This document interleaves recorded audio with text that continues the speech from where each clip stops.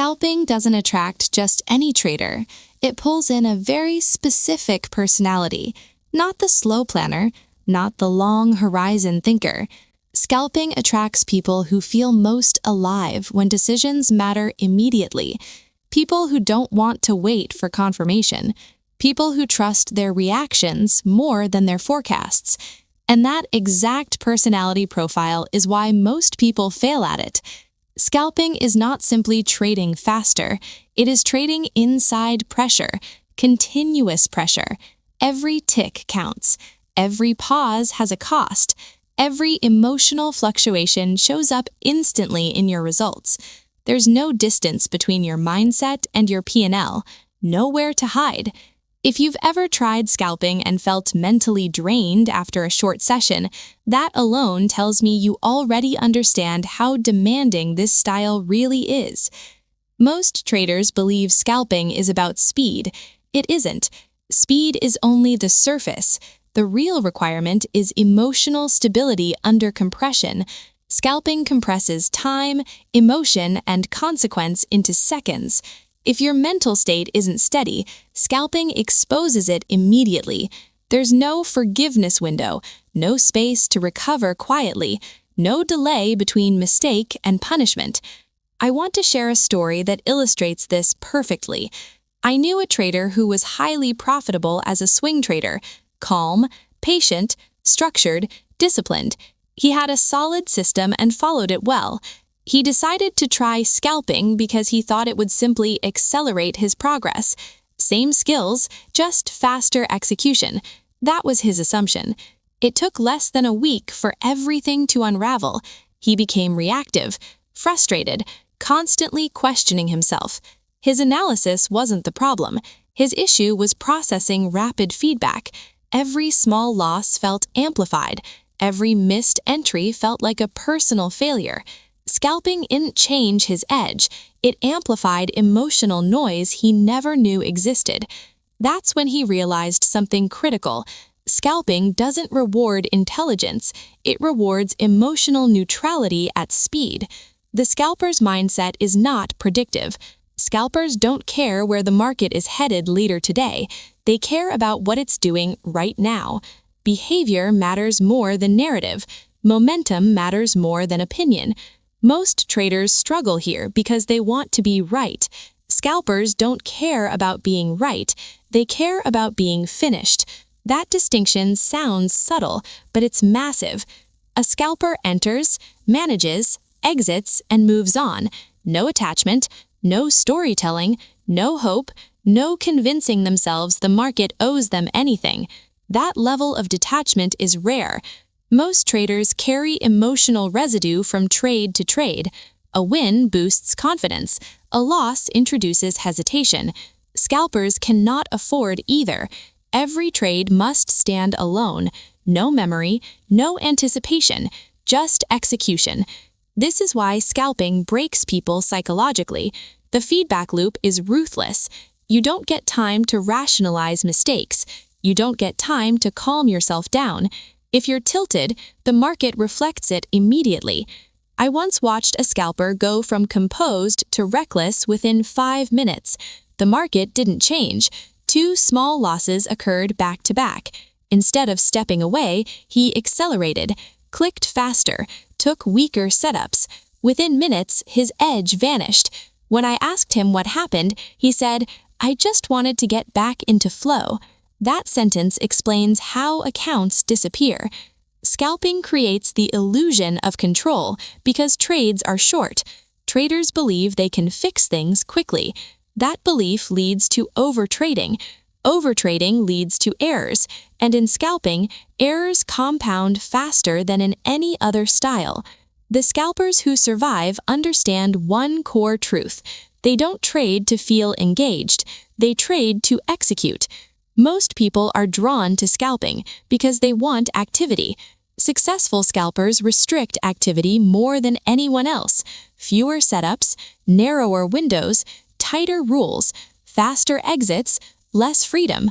That contradiction confuses people. Scalping looks aggressive from the outside. Internally, it is rigid and disciplined. I knew another trader who struggled with scalping for months. He kept adjusting entries, tweaking indicators, changing sessions. Nothing worked. Eventually, he realized the problem wasn't his setup. It was his need to constantly trade. He assumed scalping meant being active. In reality, scalping means waiting for very specific moments and ignoring everything else. When he cut his trade count in half, his performance stabilized. That's when he said something that stuck with me. Scalping feels fast, but patience still decides who survives. The scalper's mindset is built around acceptance. Acceptance of small wins, acceptance of small losses, acceptance that most of the time nothing is worth touching. Most traders crave big wins. Scalpers crave consistency. A scalper would rather take 10 clean, boring trades than one emotional home run. That mindset runs against human nature. Humans want payoff. Scalping rewards restraint. If you've ever felt disappointed because scalping didn't give you the rush you expected, that realization alone can save you years of damage. Another critical difference in the scalper's mindset is how losses are treated. Swing traders can rationalize losses. Scalpers can't. Losses happen quickly and frequently. If you personalize them, you won't last. Profitable scalpers treat losses like business expenses: immediate, contained, forgotten. No revenge, no meaning attached. This emotional neutrality isn't natural, it's trained. If this perspective is already shifting how you see scalping, subscribe. Not because this channel glorifies speed, but because it exposes reality.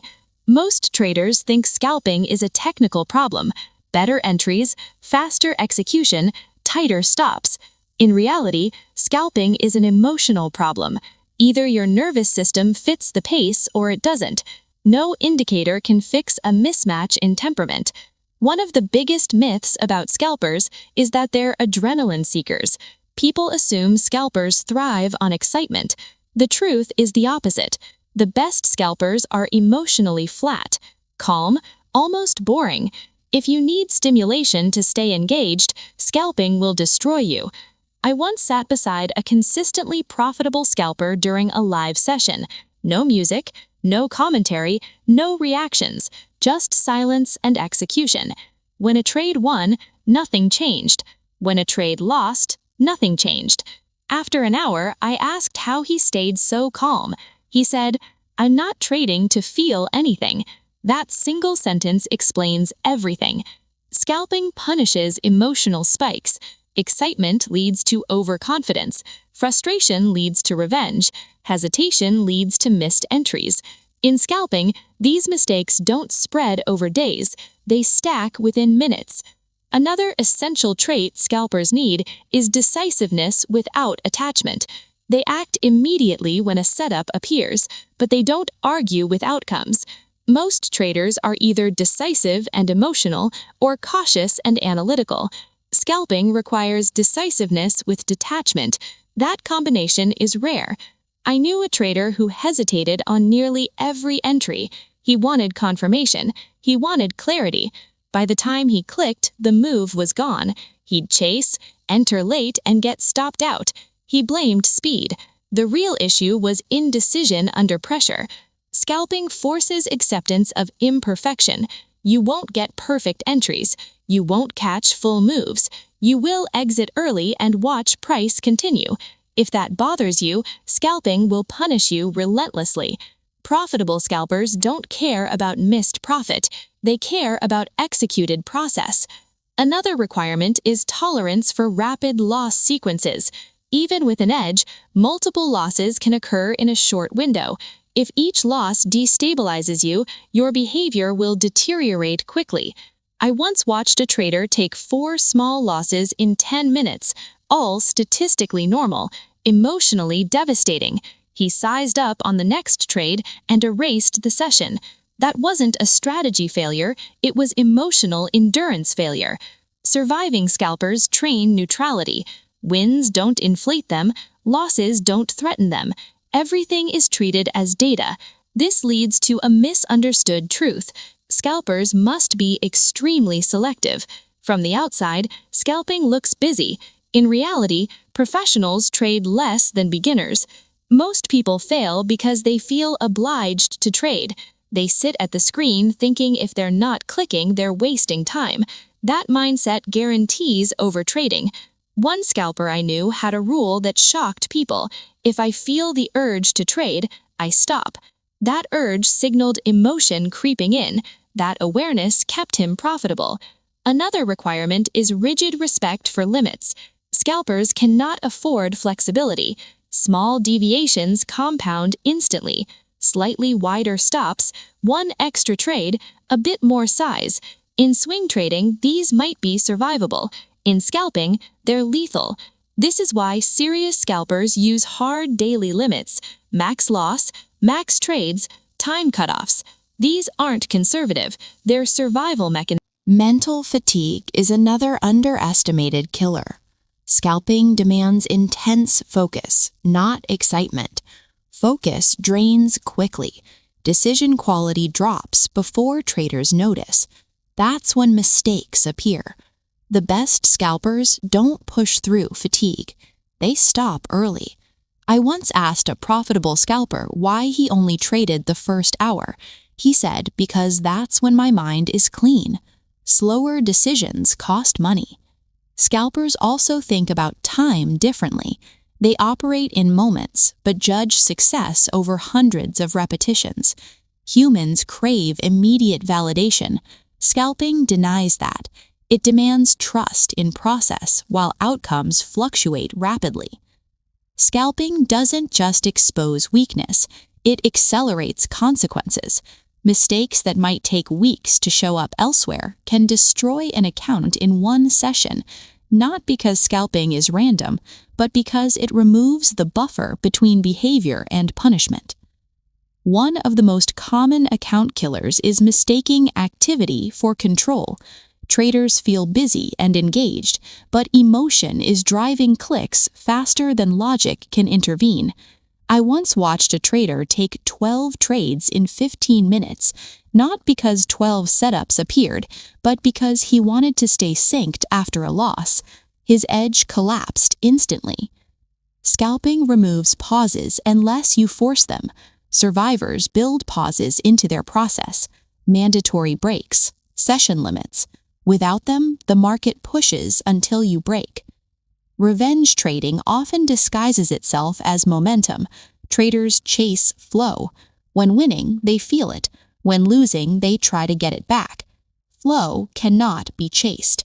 It appears when execution is clean. Chasing emotional relief through the next trade is lethal. Scaling up too quickly is another killer. Frequent wins create false confidence. Traders increase size before proving consistency. I've seen scalpers double size after a good morning and give everything back by midday. Risk expanded faster than discipline. Overstaying sessions is another silent destroyer. Traders believe they can push through fatigue. They can't. Energy is finite. Scalping proves that brutally. One scalper told me, the market will be here tomorrow, but my edge won't if I burn it today. Trading through drawdown without adjusting behavior is another trap. Small drawdowns feel urgent. Traders try to trade out of them instead of slowing down. The best scalpers do the opposite. They reduce size or stop entirely. Attachment to win rate also kills scalpers.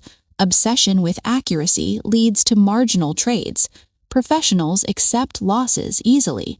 Net outcome matters more than being right. Scalping is not constant screen time. Survivors trade narrow windows under specific conditions. Scalping slow markets is unforgiving. Familiarity is not mastery. Watching price all day creates false confidence. Survivors rely on rules, not intuition. Scalping doesn't care how badly you want it. It only responds to how you behave under pressure. That's why scalping isn't for most traders, and that's not an insult, it's reality. Scalping demands self-awareness, knowing when you're sharp, knowing when emotion is creeping in, being willing to stop even when you feel capable of more. Most traders don't lack skill, they lack restraint. If you need to trade to feel productive, scalping will punish you. If you need to be right, scalping will expose you. If you carry emotional residue between trades, scalping will accelerate the damage. But if you can trade without emotional payoff, scalping can work. The survivors trade intentionally. Narrow windows, clear conditions, defined limits. They don't chase movement, they wait. Scalping isn't who they are, it's what they do when conditions align. That separation protects them from ego-driven decisions. I once asked a profitable scalper how he knows when to stop. He said, "When I feel anything about the last trade, I'm done." That awareness took years to develop, but it stabilized everything. Scalping isn't the fastest path to wealth, it's the fastest path to discovering who you are under pressure. Used as a shortcut, it will cost you. Used as a precision craft, it can fit certain personalities extremely well. There is no superior trading style, only alignment or mismatch. If scalping drains you, that's information. If it makes you reactive, that's information.